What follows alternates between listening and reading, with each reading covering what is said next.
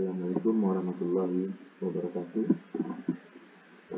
Pada semua mahasiswa ya, yang saya ini ya, tentunya semua dalam keadaan sehat dan dalam keadaan baik ya di masing-masing.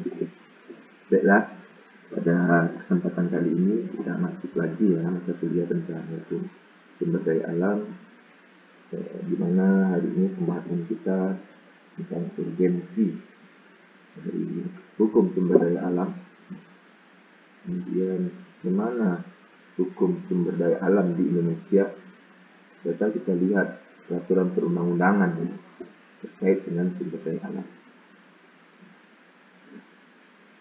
Kita coba lihat ya, bahwa pentingnya pengelolaan sumber daya alam itu kan terkait dengan hubungan atau interaksi antara manusia dengan alam. Karena memang hubungan manusia dengan alam itu kan sudah dibangun ya, sejak manusia itu ada. Sejak manusia itu diturunkan dalam pemahaman konsep teologis ya, keagamaan, bahwa kan ada kenabian di sana ya, di Adam itu dalam beberapa agama seperti agama Samawi ya, Islam, Kristen, Yahudi ya, itu kan memahami dan meyakini ini ya. Ketika manusia pertama sekali diturunkan, maka disitulah terjadi kan, hubungan antara alam dengan manusia itu sendiri. Kenapa? Karena memang di awal itu dan hingga pun sampai hari ini ya, bahwa pengelolaan sumber daya alam itu kan digunakan atau pentingnya untuk kehidupan manusia, di mana kehidupan manusia itu kan nggak bisa lepas tuh dari alam itu sendiri dan atau lingkungan hidupnya. Karena kebutuhan manusia, begitu juga subjek atau makhluk lainnya ya. Berarti kan hewan, tumbuhan, dia nggak bisa terlepas itu dari alam atau lingkungan hidupnya.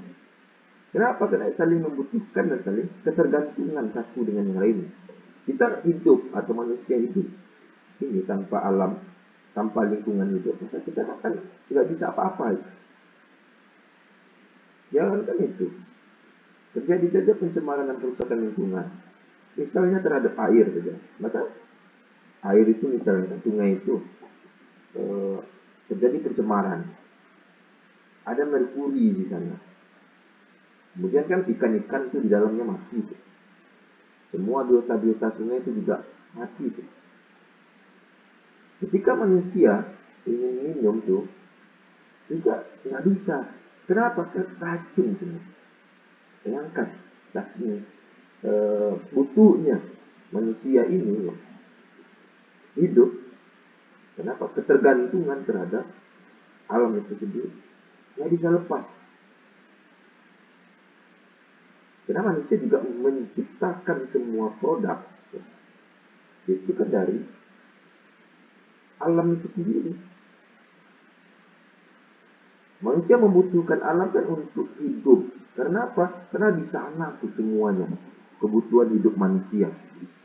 Makan, sandang, pangan, sandang, papan, semuanya kan kita ambil dari alam.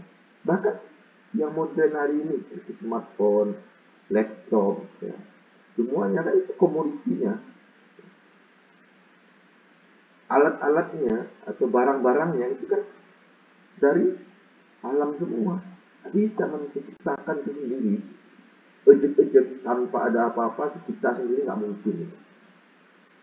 Tapi kan ada apa yang ada di alam ini kan, itu kan menjadi sumber daya alam gitu ya.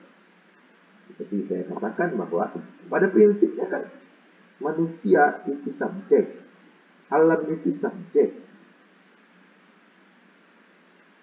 Kemudian manusia itu kan punya sumber daya manusia. Alam itu juga punya sumber daya alam. Sehingga ketika kita berinteraksi antara manusia satu dengan manusia yang lain. Misalnya kita mendapatkan pekerjaan. Yang dikerjakan itu apa? Subjeknya yang dikerjakan. Kenapa? Karena subjeknya punya sumber daya manusia, skill. Makanya dia dipekerjakan. Yang dikelola itu di perusahaan, itu kan sumber daya manusianya. Kenapa si A diterima? Karena kemampuan atau pemahaman hukumnya pada ditempatkan di posisi misalnya kan SDM bagi bidang hukum ya. Si B dia dipekerjakan di satu perusahaan.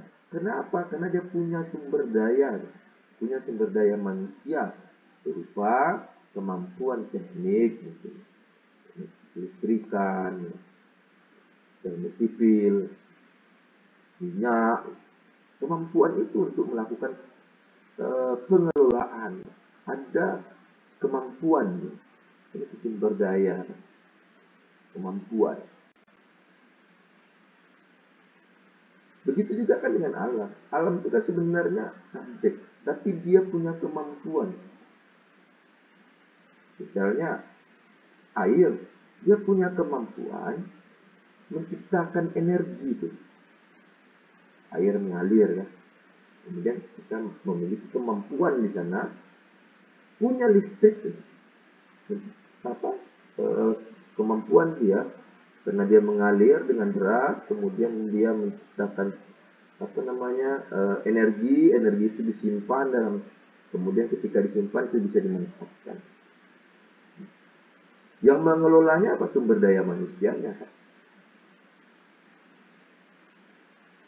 Kebutuhannya untuk siapa? Untuk manusia, untuk tumbuhan, untuk hewan, untuk semua makhluk, semua subjek yang ada di alam ini sendiri.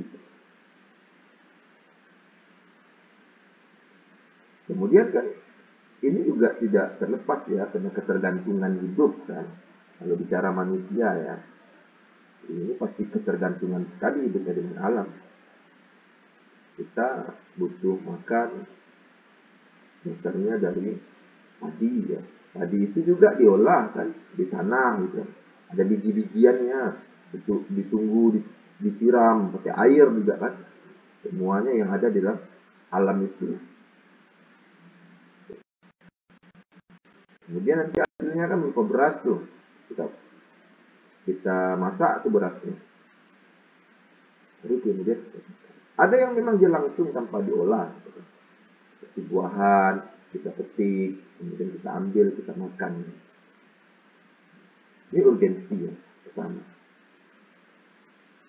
Kemudian kan juga, karena ketergantungan itu kan antara hubungan manusia dengan alam itu kan menjadikan sumber daya alam atau alam itu sebagai sebuah keberkahan bagi manusia.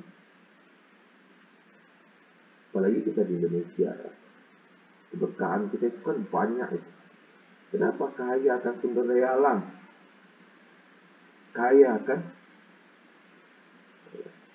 hasil-hasil alam. Sehingga kan itu modal, keberkahan utama. Seharusnya nggak ada yang miskin, nggak ada yang nggak makan di Indonesia. Kenapa? Karena kita kaya nih.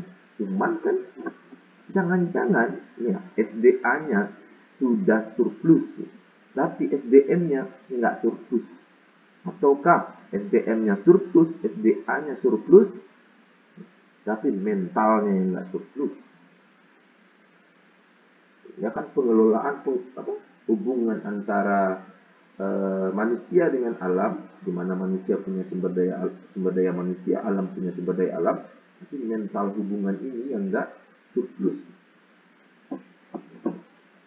nggak pandai. Manusia coba kan untuk memperkaya dirinya sendiri, itu apa? Karena mental.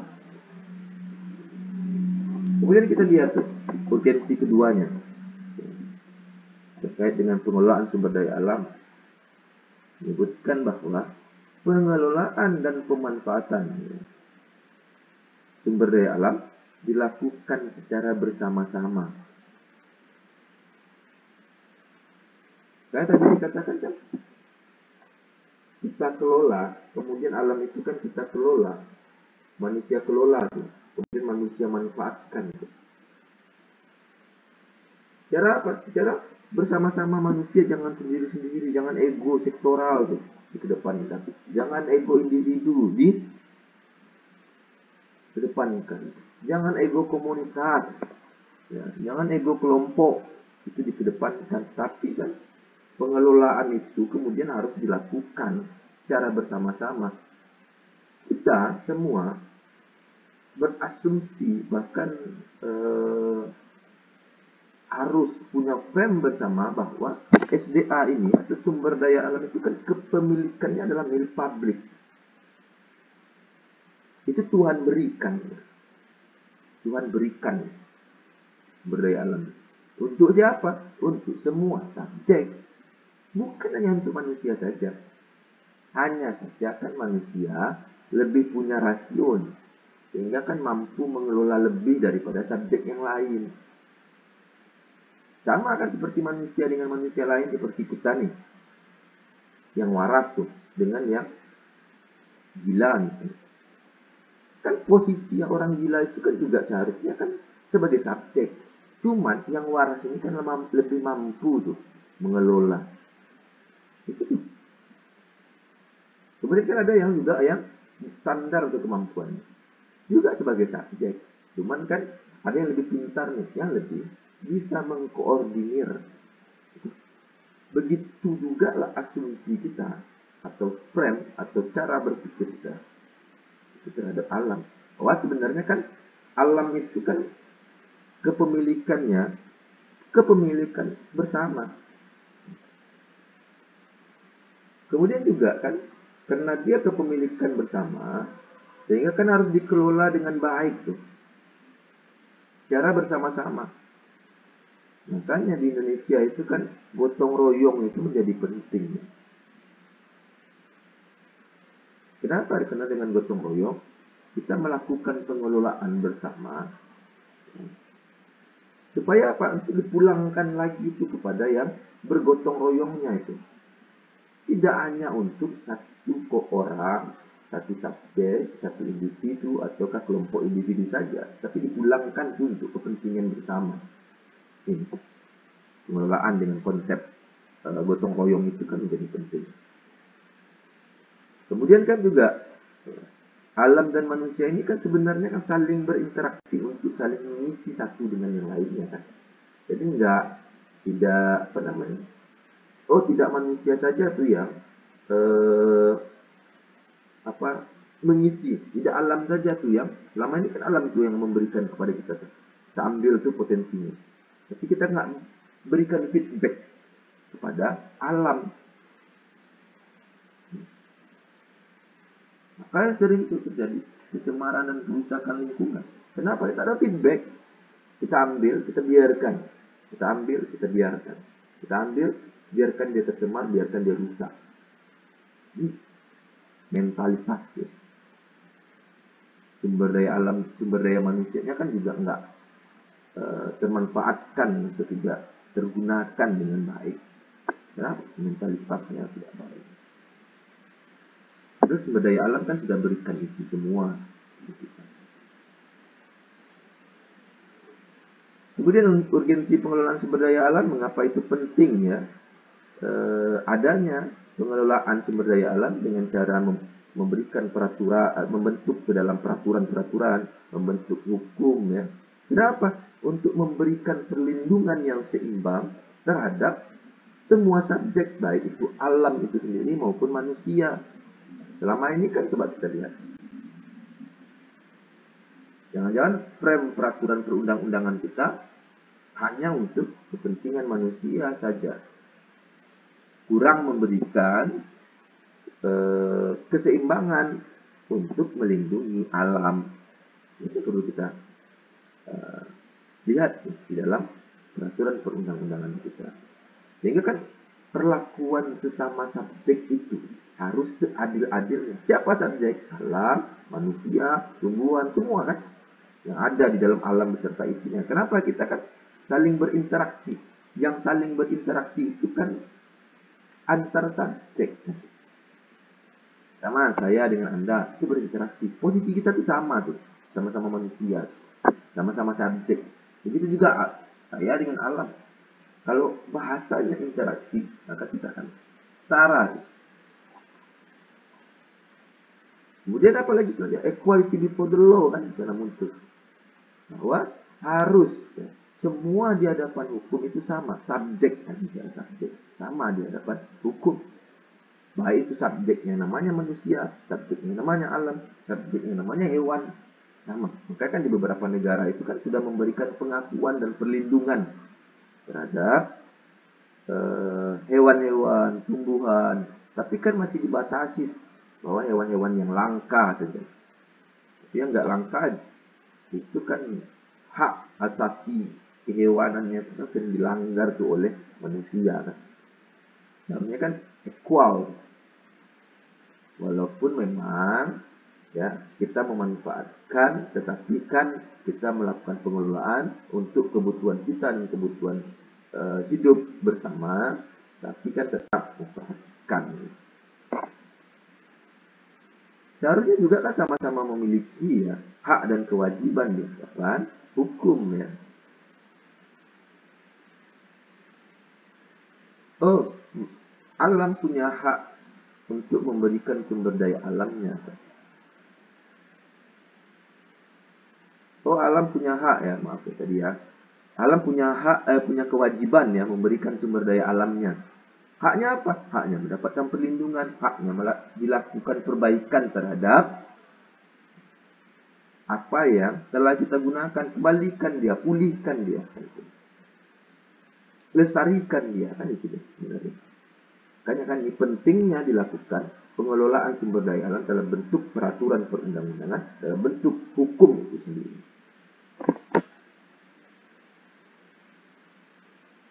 Kemudian kan coba kita lihat, gimana sih pengelolaan sumber daya alam itu di Indonesia ya? Apakah pro kepada lingkungan atau hanya pro kepada manusia saja atau seimbang? Kita lihat nih. Yang pertama kan ada rezim pengelolaan sumber daya alam. Pada prinsipnya kita lihat dari masa penjajahan, era Orde Lama, era Orde Baru ya. Kemudian masa reformasi hari ini itu kan ya rezimnya masih rezim pengelolaan sumber daya alam, di mana diartikan pengelolaan sumber daya alam itu sebagai sebuah kepemilikan atau penguasaan ya. Menjadikan sumber daya alam itu sebagai sebuah properti. Properti itu apa? Harta kan? Objek, materi. Yang dia kemudian dibagi itu menjadi 3 kan properti. Set properti.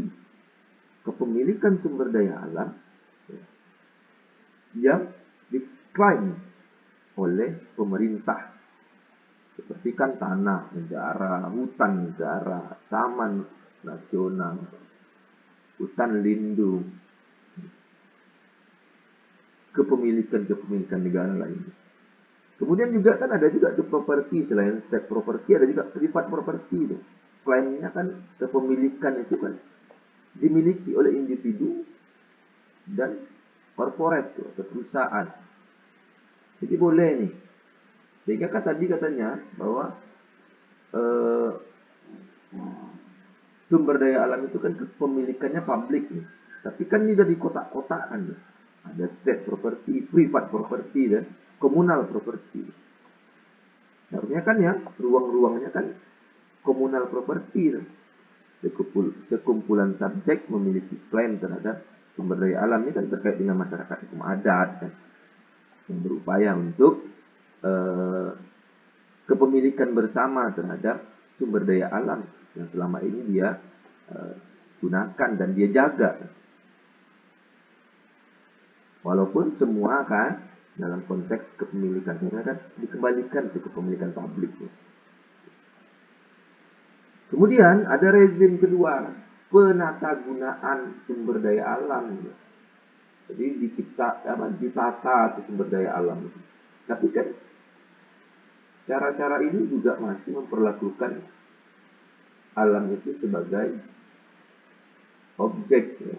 Karena dia dianggap sebagai objek dari peraturan perundang-undangan. Memang sudah lebih baik, ya, agak lebih baik. Kenapa? Karena sudah memberikan perlindungan tuh kepada alam. Makanya kan dibentuk peraturan perundang-undangan, ya.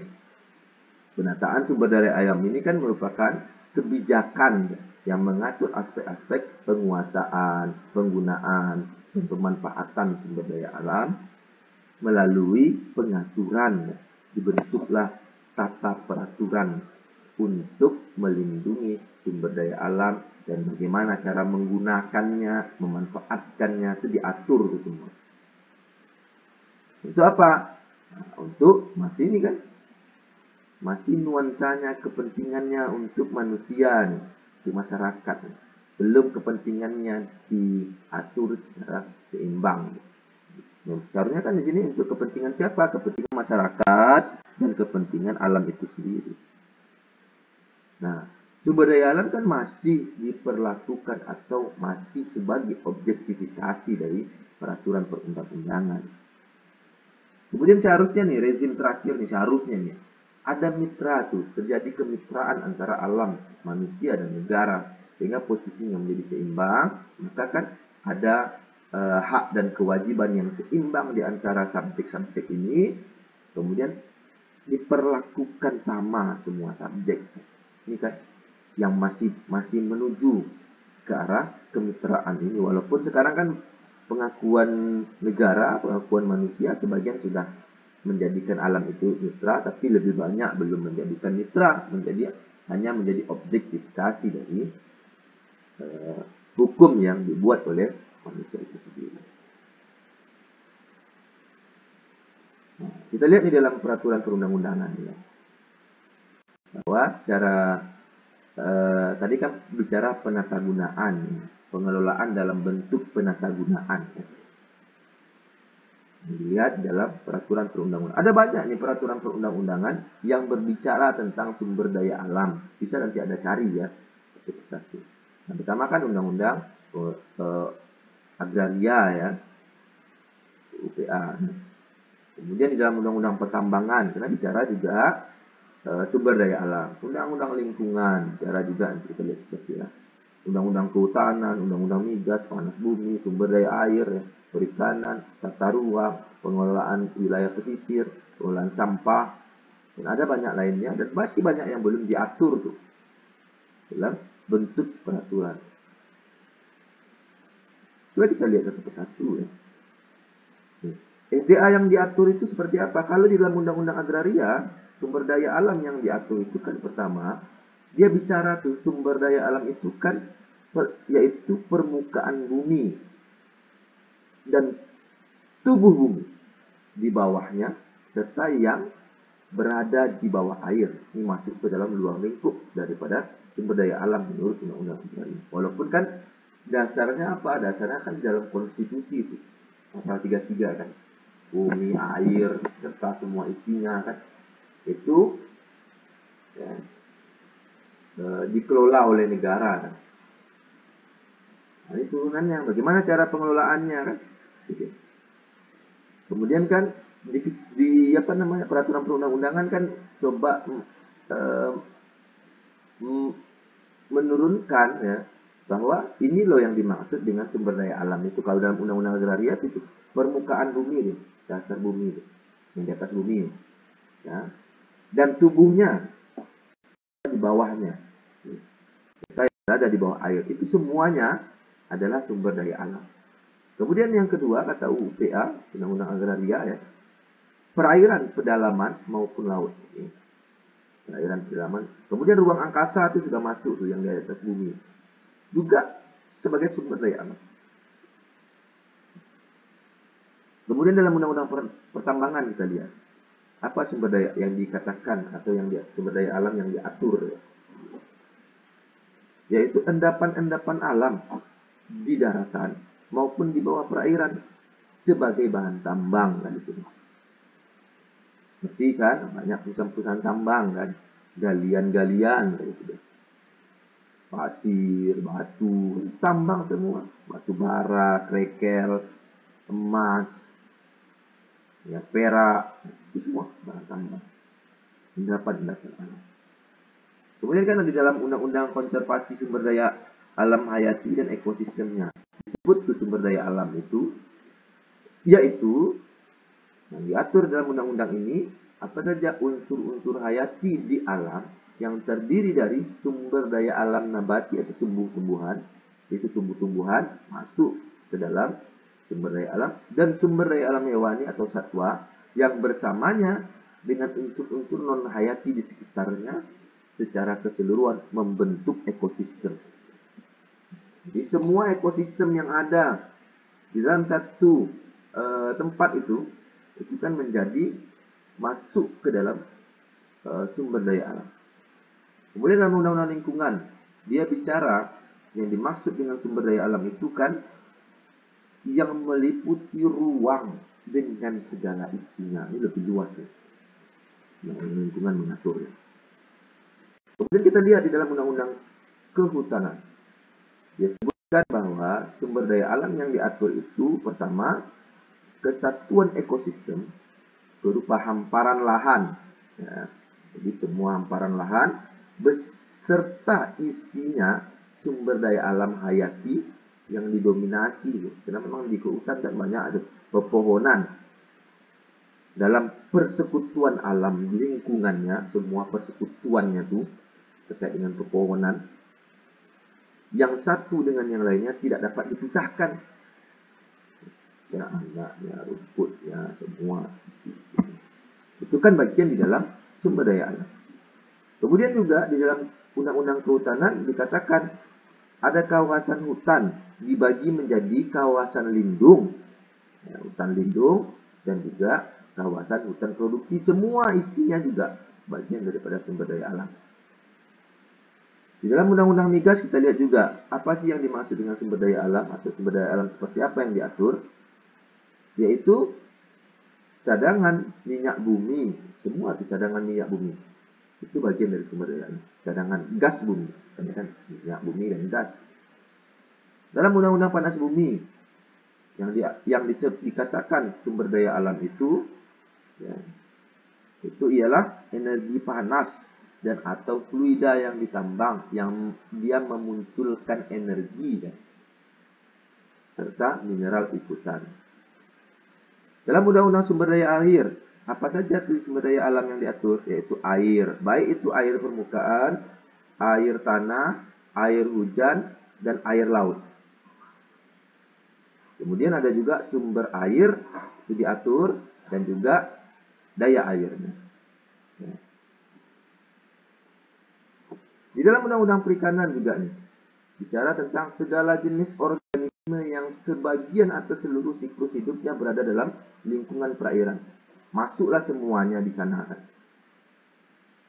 Dan Undang-Undang Tata Ruang juga menyebutkan ruang yang meliputi ruang darat, laut, udara, termasuk ruang di dalam bumi itu ada atau diatur sebenarnya. Sebagai apa? Sebagai sumber daya alam. Dalam Undang-Undang Wilayah Pesisir dan Pulau Kecil disebutkan di sana sumber daya alamnya yang dimaksud dengan atau sumber daya alam yang diatur itu semua sumber daya, baik itu hayati, non hayati, buatan, dan jasa-jasa lingkungan yang terdapat di wilayah pesisir dan pulau-pulau kecil. Tapi dibatasi kan, karena ini kan wilayah terluar, dibatasi ke arah darat mencakup wilayah administrasi kecamatan dan ke arah laut sejauh 12 mil laut diukur dari garis pantai. Itu yang diatur di dalam undang-undang ini. Kemudian di dalam undang-undang pengelolaan sampah, itu timbulan sampah yang berasal dari sisa-sisa kegiatan itu bagian daripada alam. Kenapa? Karena ada proses kimiawi di sana. Kenapa? Karena di situ bisa energi. Karena bisa mendapatkan energi dari situ. Bisa mendapatkan listrik misalnya kan kalau dikelola sampah itu kan. Dari sisa-sisa kegiatan manusia sehari-hari dan atau proses alam yang berbentuk padat. Inilah kemudian kan berbicara tentang sumber daya alam yang diatur di dalam peraturan perundang-undangan di Indonesia, walaupun nanti ada turunannya itu di dalam seperti peraturan pemerintah, keputusan-keputusan, peraturan-peraturan presiden, peraturan menteri, peraturan pemerintah, gitu. Perda itu kan masih luas sebenarnya, masih banyak bisa kita jumpai. Tapi ini kan secara garis besar ya, di dalam konstitusi, di dalam undang-undang yang mengatur tentang hukum sumber daya alam. Oke, mungkin itu saja penjelasan saya kali ini. Silakan Anda simak ya dengan baik. Silakan dicatat catatan pentingnya yang bisa diambil ya dari apa yang saya jelaskan. Mungkin itu saja, saya tutup pertemuan kita. Assalamualaikum warahmatullahi wabarakatuh.